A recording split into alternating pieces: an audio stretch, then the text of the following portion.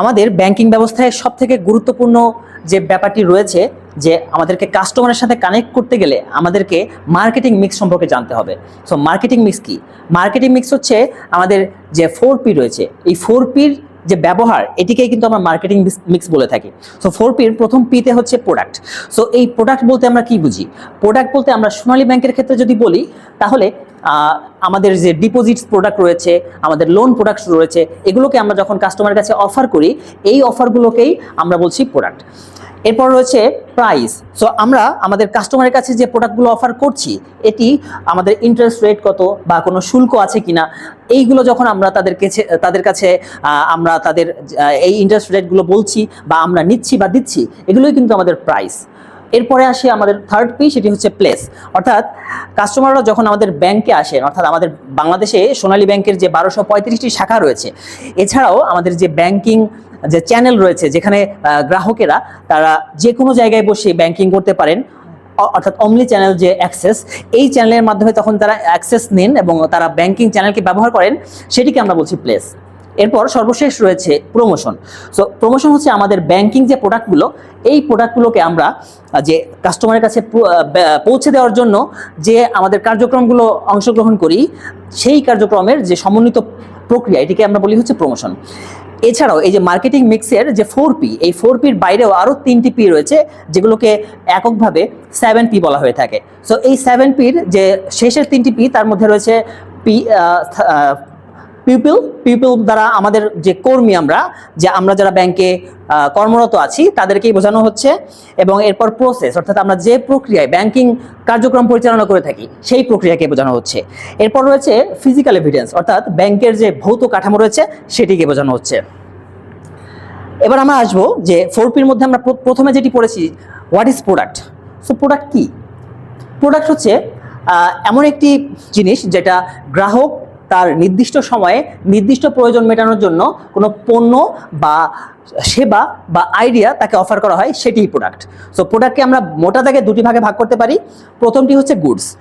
So goods হচ্ছে tangible, অর্থাৎ এটি ধরা যায়, ছোঁয়া যায়, এমনকি মালিকানা পরিবর্তন করা যায়। এর উদাহরণ হিসেবে আমরা দিতে পারি মোবাইল, কার, ল্যাপটপ ইত্যাদি। এছাড়াও আমার হাতে যে রিমোটটি দেখতে পাচ্ছেন এটিও কিন্তু একটি গুডসের অন্তর্ভুক্ত। এরপর রয়েছে সার্ভিস। আমাদের এই যে সোনালী ব্যাংকের ক্ষেত্রে সার্ভিসই কিন্তু আমাদের মেইন প্রোডাক্ট, অর্থাৎ আমরা আমাদের যে সার্ভিসটা আমাদের কাস্টমারের কাছে অফার করে থাকি, এর মাধ্যমে আমরা বেনিফিট করি। সো এই সার্ভিস কি? সার্ভিস হচ্ছে এটি ইনট্যাঞ্জিবল, অর্থাৎ ধরা যায় না, ছোঁয়া যায় না, কিন্তু অনুভব করা যায়। এবং এটি যখন উৎপাদন করা হয় তখনই এটি নিঃশেষ হয়ে যায়, অর্থাৎ কনজিউম করা হয়ে যায়, এবং এটির যে মালিকানা সত্ত্ব সেটিও পরিবর্তন করা যায় না। আর সার্ভিসের এক্সাম্পল হিসেবে আমরা দিতে পারি ব্যাংকিং, এডুকেশন, ট্রান্সপোর্টেশন ইত্যাদি।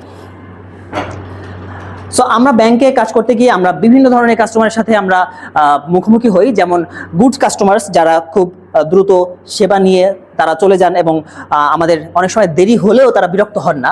এরপর হচ্ছে ডিমান্ডিং কাস্টমার্স, অর্থাৎ তারা অনেক সময় তাদেরকে যথাযথ সেবা দেওয়ার পরও তারা হ্যাপি থাকেন না, তারা আরও বেশি চান।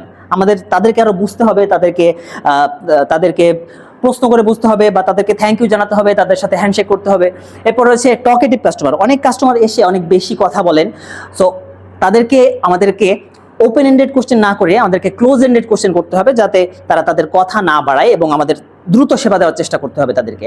এরপর রয়েছে মিস ইনফর্মড কাস্টমার। অনেক কাস্টমার দেখা যায় যে ডিজিটাল যে প্রোডাক্টগুলো রয়েছে আমাদের, এই প্রোডাক্টগুলো সম্পর্কে ভুল ধারণা নিয়ে রাখেন, যে ই ওয়ালেট বা ই সেবা এগুলোর মাধ্যমে হয়তো তারা ভাবে যে আমাদের অ্যাকাউন্ট হ্যাক হয়ে যেতে পারে, আমাদের টাকা অন্য কেউ তুলে নিয়ে যেতে পারে। সো তাদেরকে সঠিক তথ্য দিতে হবে, তার মাধ্যমে আমাদের কিন্তু পোটেনশিয়াল ডিজিটাল যে গ্রাহক বানাতে পারি আমরা তাদেরকে। এরপর রয়েছে ইরেট কাস্টমার বা অ্যাংরি কাস্টমার। এই অ্যাংরি কাস্টমার কারা? যারা হচ্ছে এসে বিনা কারণেই রাগারাগি করে। সো তাদেরকে আমাদের প্রয়োজনটা বুঝতে হবে, তাদের প্রতি এমপ্যাথেটিক হতে হবে। একজন রাগান্বিত কাস্টমারের ব্রেন কিন্তু 2 বছরের শিশুর মতো কাজ করে।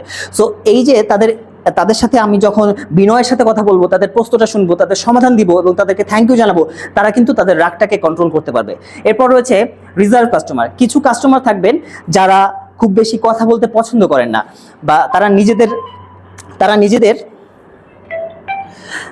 নিজেদের প্রয়োজনটাই তারা প্রকাশ করতে পারেন না। সেক্ষেত্রে আমাদের নিজেদেরকে হাসি মুখে জিজ্ঞাসা করতে হবে যে তারা কি চান।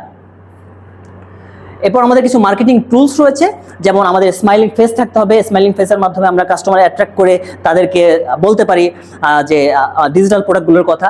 এরপর রয়েছে attractive formal dress, verbal diplomacy.